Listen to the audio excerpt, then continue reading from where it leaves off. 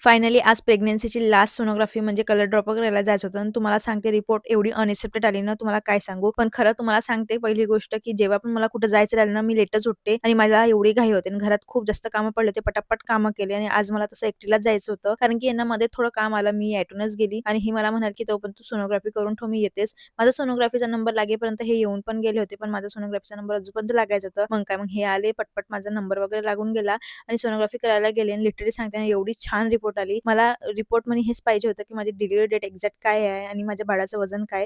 कारण की आमच्या गावात आहे पुण्यतिथी आणि मला पुण्यतिथीच्या पहिले पण डिलिव्हरी हवी नाही तर नंतर. तर मला नंतर डेट दिली ते म्हणजे 29 जानेवारी आणि बाळाचं वजन पण खूप छान आलं. मग त्यानंतर आम्ही थोडं कोल्ड कॉफी वगैरे पिलं आणि हे मंदिर कुठे आहे मला कमेंटमध्ये एक वेळा नक्की सांगा. त्यानंतर घरी आली, खूप जास्त दमलेली होती. मग आराम वगैरे केला आणखी नंतरच स्वयंपाक करायला घेतला आणि मला कमेंटमध्ये एक वेळा नक्की सांगा, की 9th मंथमध्ये बाळाचं वजन किती असायला हवं? असं त्यानंतर स्वयंपाक वगैरे करून घेतला, आणखी जेवण पण केलं. असा होता आजचा माझा दिवस. जर तुम्हाला माझा व्हिडिओ आवडला तर लाईक करा आणि भेटूया आता पुढल्या ब्लॉगला.